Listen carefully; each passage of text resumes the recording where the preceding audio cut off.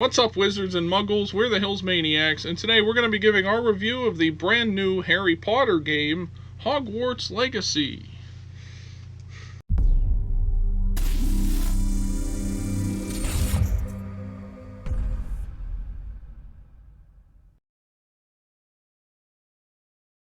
So for those of you that don't know, if you haven't played this game yet, it just recently came out.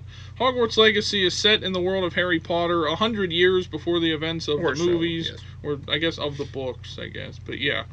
And you play as a created wizard that, they give you a create character. You're not a specific person. You create the name of the character and everything else. And basically you learn how to be a wizard going through Hogwarts and all that kind of stuff, but there's also other things going on that make it's not just like you're at school and then you do the next year and stuff, because you start off as a 5th year student, right? And you just kind of learn spells throughout the game and everything else, and you just explore the world of Hogwarts and all the surrounding areas and things like that. So what's like one of your favorite things so far?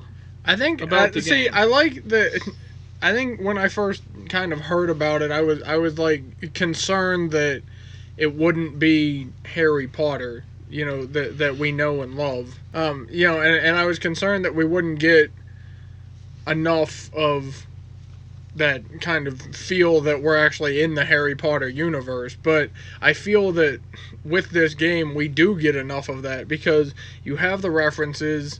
Obviously you're in Hogwarts. You still get sorted into your houses with the sorting hat, like them. You'll never guess which house I'm in.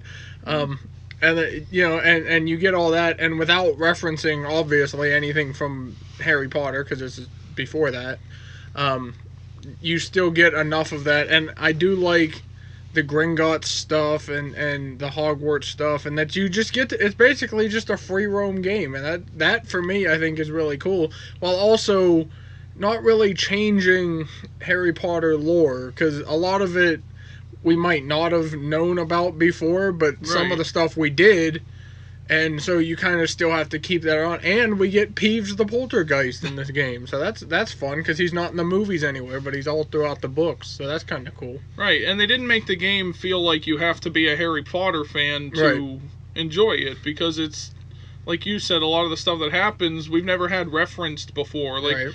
In the movies and stuff, they kind of referenced Fantastic Beasts and where to find them. So then when they made that movie, they kind of had to... I mean, that still kind of made up at least the events of the movie, but it had to tie into a book that was seen in the Harry Potter movie. Whereas this is completely made up, essentially, other than, like, the locations are the same as you'd see in the movie, like Hogwarts and Hogsmeade and a bunch of other places that we see throughout the game. And I like that they didn't have to kind of do those references, because it is a separate game, but they still did as well to keep the Harry Potter fans happy. They didn't make the school look any different than it does in the movie. I mean, maybe a little bit, or there's some areas that like we never saw when you see the movie, for Hogwarts. I mean, but then again, it's gonna change. It's 100 years. Yes. It's 100 years in the past, basically. So the castle's not gonna look the same as it does for Harry Potter. Things are going to change. The school, the class sizes get bigger.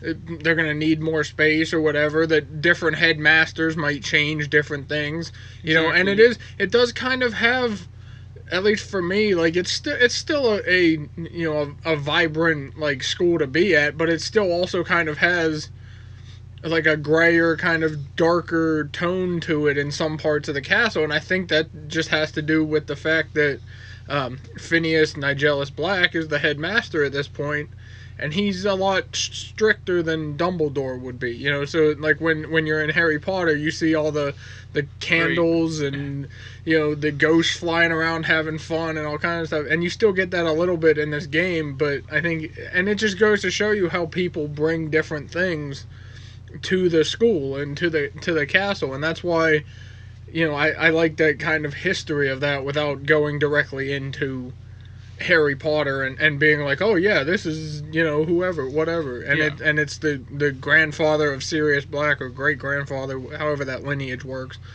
So that's kind of cool too, that you also get that reference to Harry Potter with him, Sirius being Harry's godfather. and you get his great-great-grandfather, however long ago that was, right. As headmaster of Hogwarts, which we did know about before. Like, if you look up a list of headmasters of Hogwarts and stuff, you can find that. I don't know if there's a list on Pottermore or not, but you can actually look up and see that. So it's not like they just made up a new headmaster for Hogwarts. Right. I mean, they could have easily. This was actually somebody that was headmaster at that time period. So they did their research and really filled it into this game. And I don't think J.K. Rowling had a lot to do with the game. And if she did, I think it was just kind of at the end. So she probably wasn't there to tell them, like, oh, make sure this is this way and this is that way, and things. Right. But they did their research, and they did. And I think for me, the best part was the sorting ceremony, because you can also, and I realized this later on, you can actually like create like a Wizarding World account online and upload that to the game.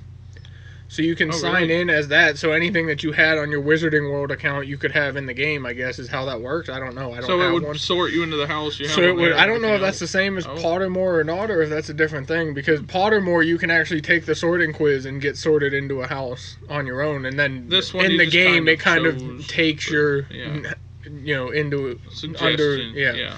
So I obviously am actually a Hufflepuff, so I just went with Hufflepuff in the game. But it's also cool that each house actually has different ways of getting to different situations. That was one of the things I liked, because we've each had a different... There's a couple missions, I guess, that are slightly different depending on what house you're in, it seems like, because we're both playing this game. Neither of us has beaten it yet, obviously, but we're both at different points in the game depending on how you choose to play it, exploring the open world and stuff like that. But there was one mission where we both did something completely different, and neither of us knew what the other one was talking about when we were discussing it with each other.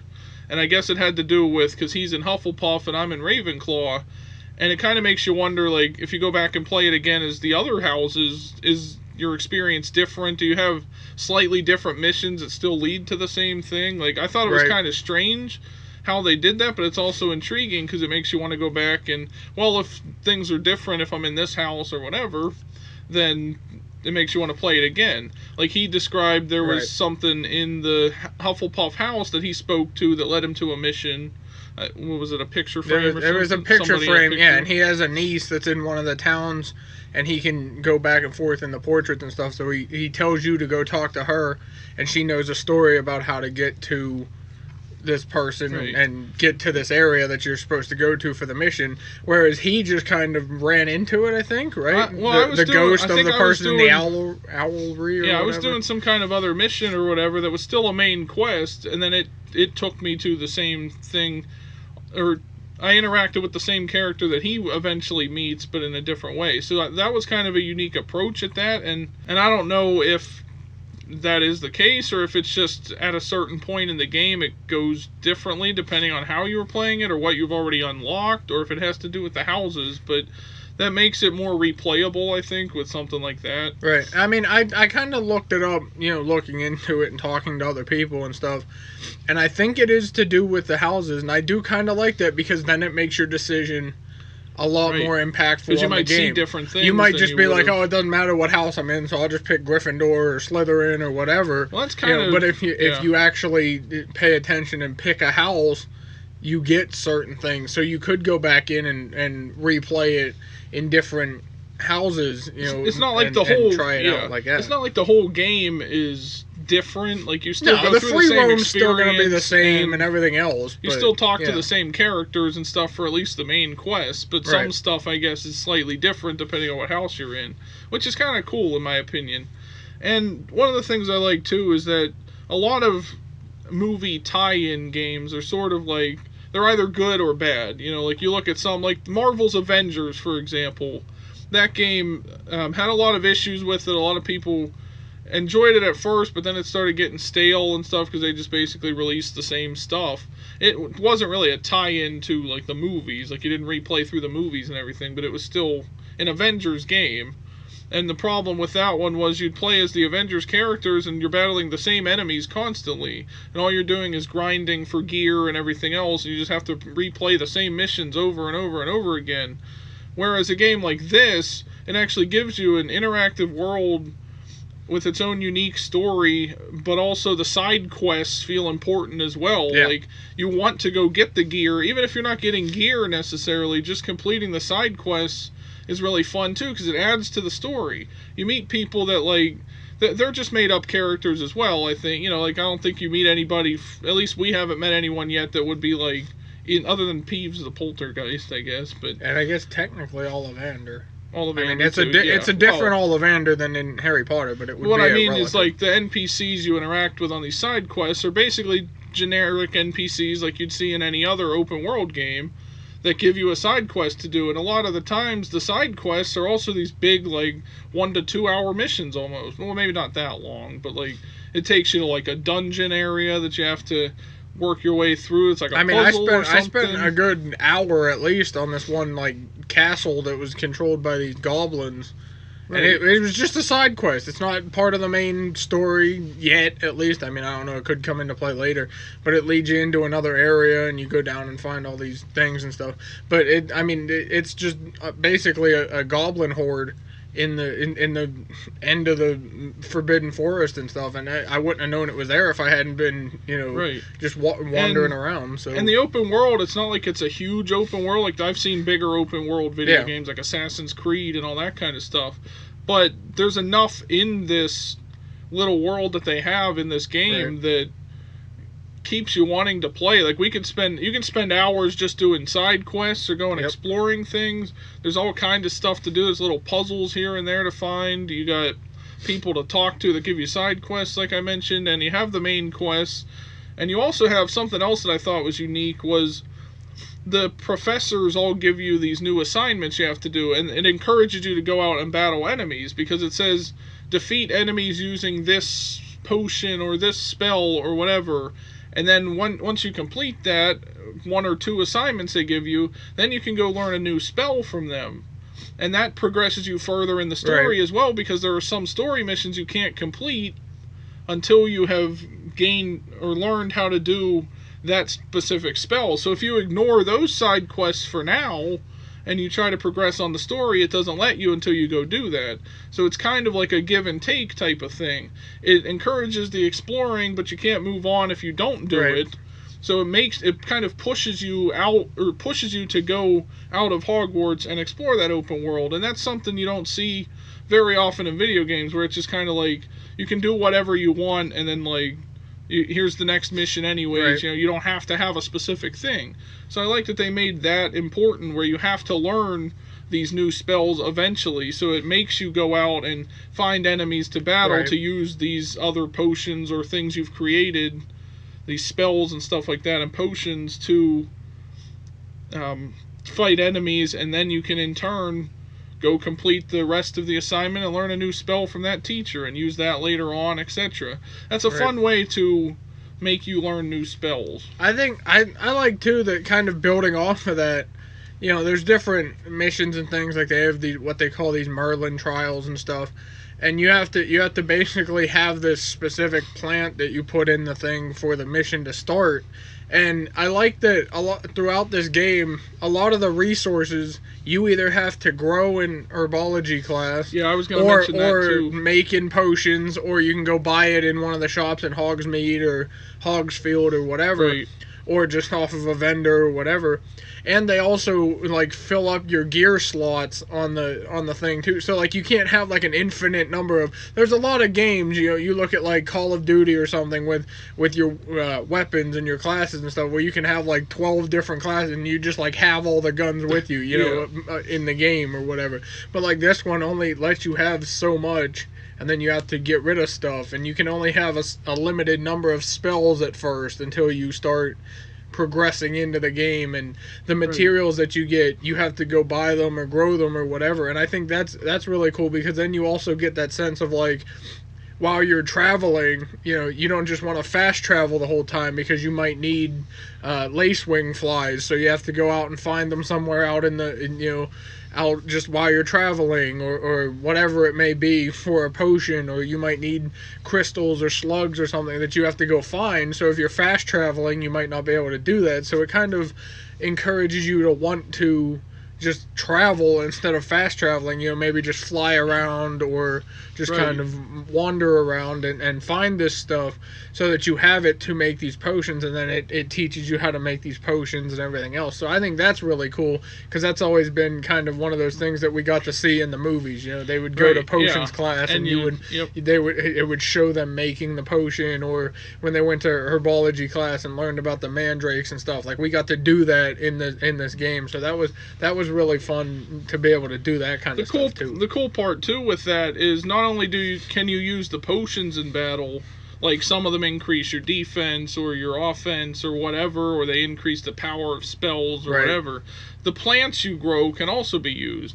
You get the mandrakes can be used to like stun enemies and stuff because it screams at them. You got these little cabbage type things. I don't know the name. The chomping cabbage. Yeah, it is a cabbage. Hey.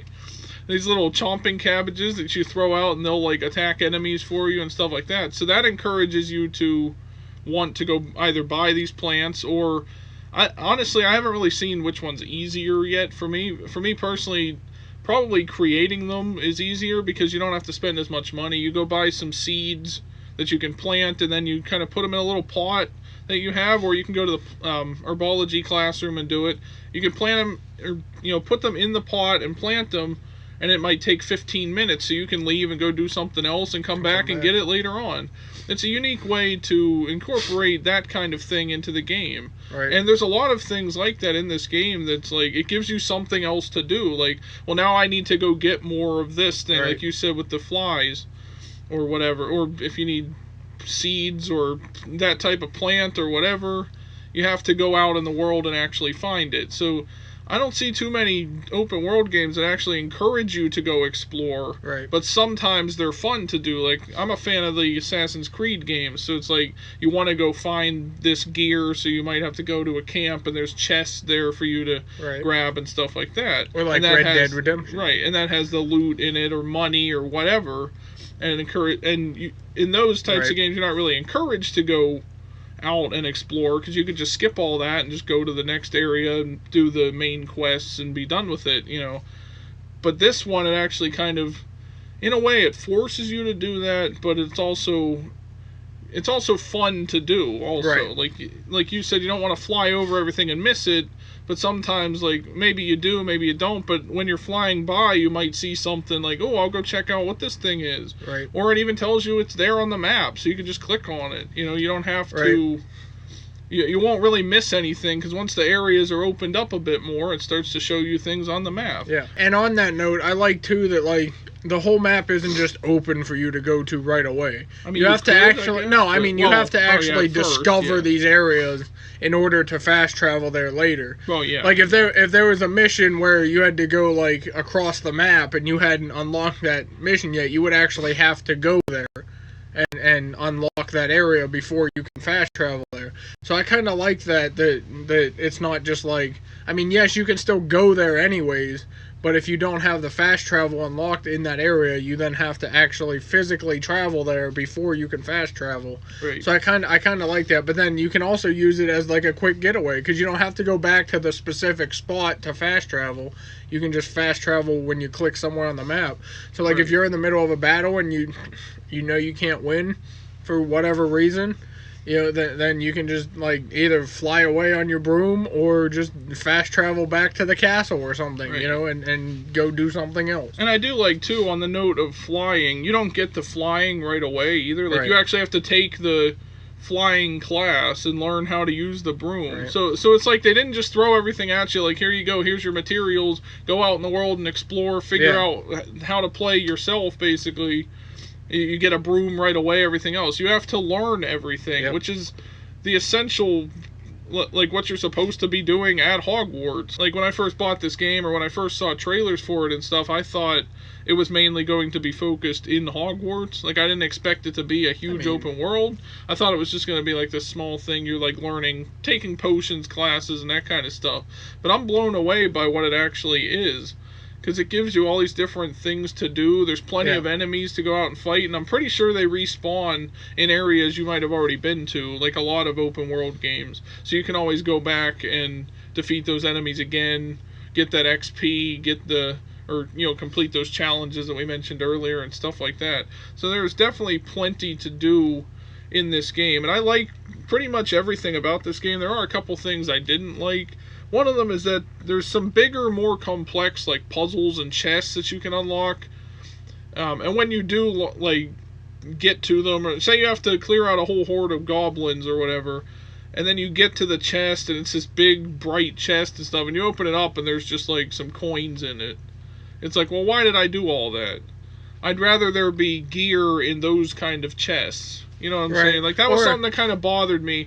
There's some other games that do that kind of thing too, where it's like you go explore the open world and you find this area, there's a lot of enemies, like, oh, they must be guarding something good in this huge chest that's there in the middle of the thing, and then you complete it and you open it up and there's just coins. Like, you need coins to buy certain things, to go buy more potions and plants and all that, or to buy new outfits or whatever, but at the same time, I'd rather in those kind of chests or those kind of complex puzzles, I'd rather be solving those or opening those chests and finding loot in there that I can use. Right. Even if it's lower, even if it's like a lower tier gear, at least I can sell that and get money from it. Right. Or it gives you, since you unlocked that gear, now you can use that as a look if you want to. And even if you sell it, you still have that as a look where you can change what your outfit looks like and stuff. But that kind of bothered me, honestly. I think along those lines, though, too, I think there's nothing more frustrating than, like, wandering through, like, Hogwarts or something, or even out in Hogsmeade or whatever, and you hit Revelio, and it shows you where the chests and everything else are, and then the door's locked. Well, you do learn a spell, too. If you haven't learned it yet, and you don't know how to get in there yet, and you're just, like, traveling, and you're like, oh, I went the whole way up this tower and did this thing to get over here, and I can't get the thing anyway.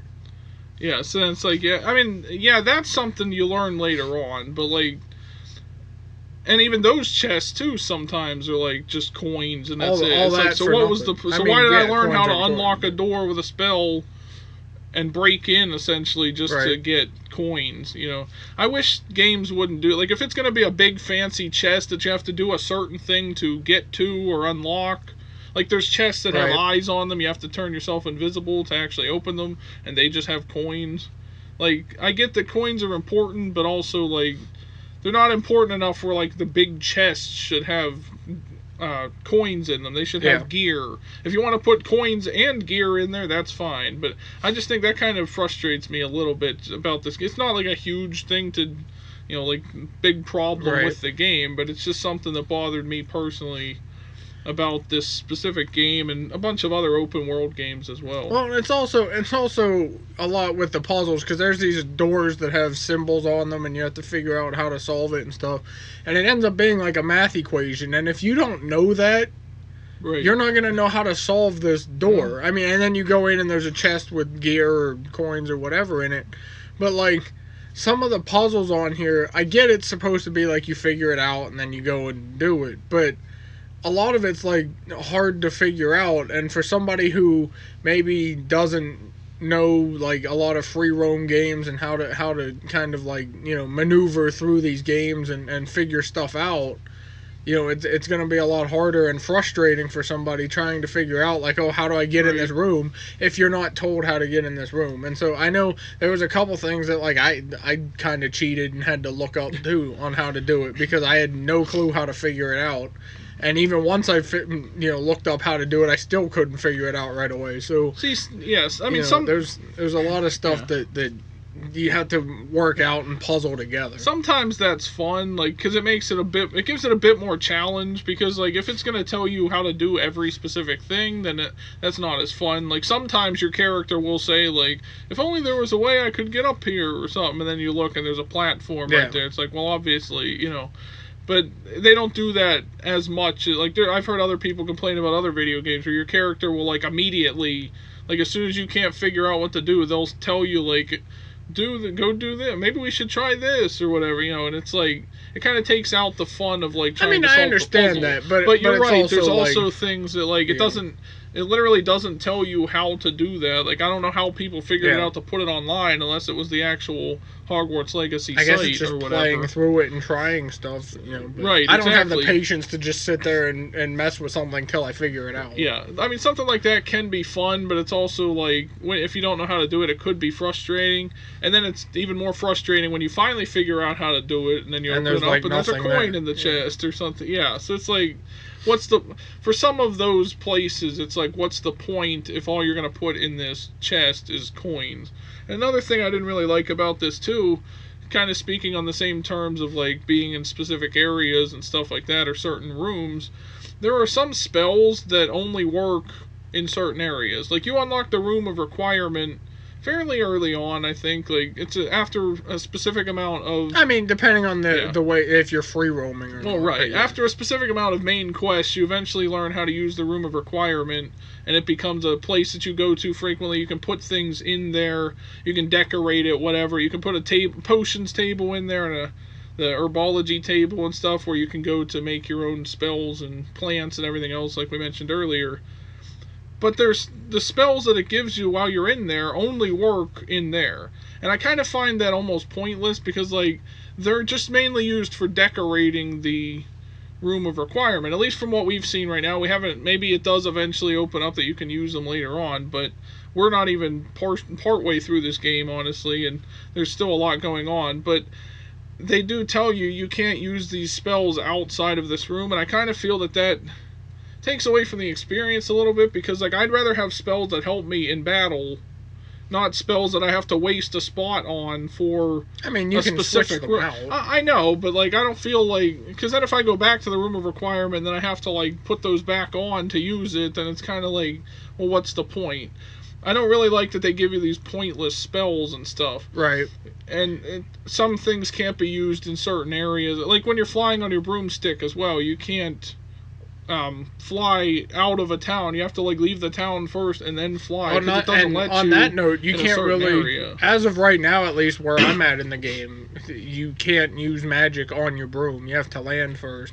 You can use do that either. Revelio to see stuff. Yeah, that's kind of. But if there's an enemy, you can't shoot at them or nothing. You can't use magic on your broom. You have to land and go invisible. And I get that, like, in the Harry Potter movies, or if this kind of world existed with magic and stuff, you're going to have magic spells that not every spell is going to be to help you in battle or to defend yourself. But I just feel like it's kind of those shouldn't be spells, I guess, necessarily. It should just let you decorate the room without it being a thing that's, like, in the world. Like, you know what I mean? Like, you have to talk to the elf that helps you, or house elf, I guess, that helps you decorate the room in order to learn how to decorate the room. It should just be a thing you can just do it for fun and nobody mentions it. The characters you interact with in the Room of Requirement, like, one of the professors helps you set it up and everything else. Like, they can tell when you've made a change to it, or they tell you how to do it.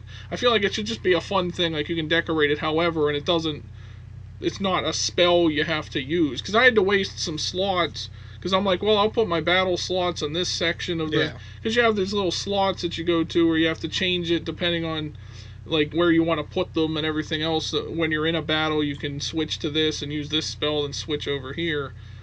And I used one of those sections to put all the spells for the Room of Requirement, because I'm like, well, if I go back here and I need to delete something or add something later on for another mission or whatever, I just feel like it's a waste of time kind of having those as spells instead of just being able to create that room. And especially since some of those spells allow you to just create things or delete things and stuff, I think it'd be fun to be out in the actual world and just like delete something. Well, not necessarily delete a person from existence. No, but like, you can just can summon something. If there's a gate there or something, you can just or summon something that you like, make a platform or something that you need to get up high to a higher location or something.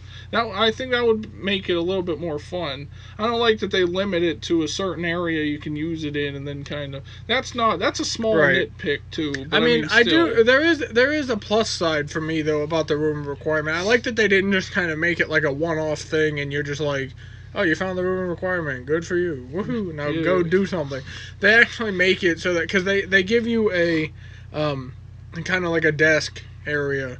And then there's certain objects out that you find in chests and stuff that are, I guess, like invisible or whatever they're called. Unidentified and stuff. Yeah. And you can't figure it out unless you take it to this desk that's only available in the room of requirement. So it's kind of neat that they made that important that, like, if you want this gear, I mean, it might not be great gear and you can just go sell it anyways, but it at least gives you that, oh, I got to go back to the room of requirement and see what this is, so that you keep going back and you're not just like, oh yeah, I forgot I had this, like you still want to go back there. But yeah, there's other spells too that not just ones that you learn in the room of requirement, like Reparo. We learned that like right away. I don't think I've used it since the time we learned it. There was one mission I did where you had to repair a bridge or something to cross it, but it's like rare. Yeah, well I did that. That was I think I did that one, but that was it. Like I haven't used it. Yeah, you can't. I mean, I've tried. There were things that like were destroyed and they'll like light up like you can use magic on them. So I'm like, oh, Reparo. Nope. Doesn't do it. Yeah, I don't. Nothing happens. Like I don't know. So you end up wasting, like you said, these slots on your. And then if you and then if you don't remember to switch it back out, if you replaced it with another one because you needed it in that specific moment, and then you forget to switch it back out, then you're in a battle later on. Reparo. Yeah, Reparo's not going to do much for you. And you're battling a giant dragon or something. I don't know. I just kind of felt that was a little annoying, and maybe they should have done that differently, I think. But other than that, I mean, the spells are all right too. All of them are really, most of them are really powerful and stuff like that. On that note of kind of fighting against people, I like too that the enemies that you fight a lot of times in games, not just free roam games, but just in general, even on like easy or normal mode, they're like so overpowered that it's like you have to keep playing it over and over and over and over, which is trying to beat this enemy and stuff. Whereas like in this one, yes, the enemies are powerful and yes, they're strong, but they're still beatable with even no matter where you're at in the game. It might take you longer to do it because you didn't learn a specific spell yet. But like if I go and do it and I just started the game and I'm fighting against this troll or something as an example, I could still be able to beat the troll without like having to go do missions and learn this other spell to do it. They don't make the enemies, at least not that I've run into yet. I haven't really come across an enemy that I couldn't beat just based off of the spells that I have. It might take a few tries, or your spells might not be as powerful yet, but you can still beat it. It is still possible. Right. Or if I gotta waste a couple potions to heal myself to do it, but you can still beat it. Especially with the ancient magic you have where you can throw things and at the enemies and stuff like that. So yeah, it's not that challenging. There are some areas where it might just be a giant goblin or a troll that you have to face. There's also areas that have groups of them. Like I mentioned that castle that I went to that had just a giant goblin horde in it, basically. Where it's just a bunch of goblins and you have to sneak around, and if you kill one and someone else notices you, then you're in trouble, because they know you're there now. It helps with XP, though. Like if you defeat enemies that are a higher rank than you, you get more XP and more probably better loot from it and stuff, and which helps build on your XP. And I like also that it does tell you when there's an enemy. It puts a red arrow on your screen so that you know there's an enemy near you. There's a lot of games that I've played You just kind of run into something. And you just kind of, you're like walking around a corner and then there's like an enemy there, and it's like, that would have been nice to know. Or like if you're playing like a game where you have to sneak around or something and it doesn't tell you where the enemies are, and it's like, well, how am I supposed to sneak around? I don't know where they're at. Right. I can't see them. If it's dark out, I can't see them. That might just be depending on what mode you're playing on. Like if it's if you play on hard mode, it might not show that.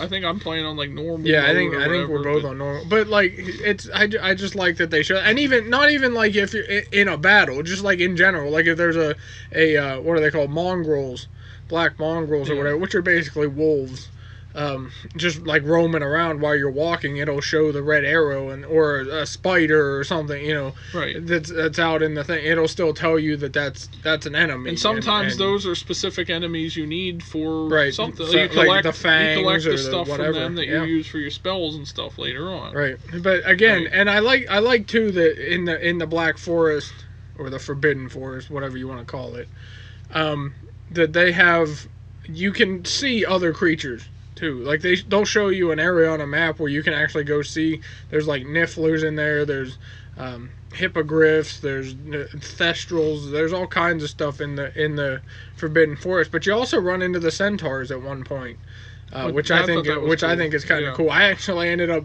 doing something where I landed in the Forbidden Forest, and the basically the group of poachers were in the woods, and they were trying to attack the centaurs. So you actually saw the battle between the centaurs and the poachers.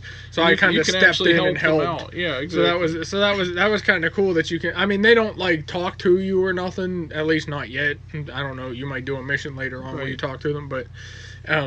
So it's just kind of like you're helping them, but it's still cool that they actually take the time to put all these creatures that we know that are in the Forbidden Forest from the Harry Potter franchise, spiders, the centaurs, stuff like that. In this with the hippogriffs and everything else. I think that's kind of cool. So if I were to we haven't completed the game yet, but as of right now, if I were to give this game a rating, I would say it's almost like maybe a 4.5 out of 5. I think it is almost a perfect game with these minor flaws that we mentioned. I mean, there's no kind of perfect game, but I think if you're a fan of Harry Potter, it's a perfect game for you. If you're not a fan of Harry Potter, it's still a good open world game if you're a fan of those kind of games. And I think that for me is what really attracts people to this game, because it's not a straight Harry Potter game. Like, you can't play it because you won't understand what's going on and you won't understand the story and stuff. You don't need to be, and that's what I like. I've watched streams and YouTube videos and stuff of people playing parts of this game, and I know for a fact that they've never watched Harry Potter. I have friends that I've talked to about this game that are playing it that don't like Harry Potter. So it's one of those things that you don't have to be a fan of Harry Potter to like this game, and I think that's what makes this game so great compared to other games. There's a lot of free roam games that you kind of have to be into that sort of whatever it's about, and so understand the lore, right? Assassin's Creed. If you didn't play the first game, you might not understand one later on. If they pick, because there's a whole series of them.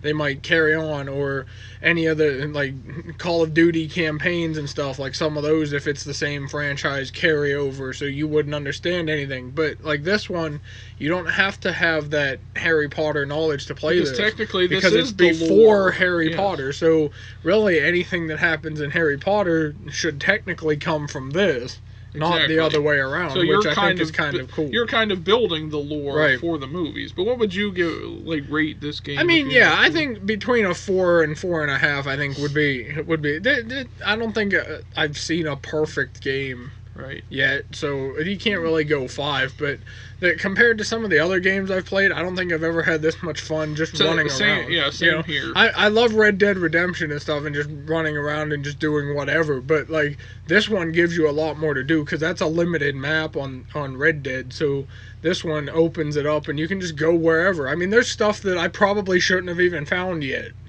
Right. Because I'm not that far in the story yet. And yet I somehow already discovered it, and I already have. So later on, when they're like, "Oh yeah, you got to go to this place," it's like, I already been there. Right. Cool.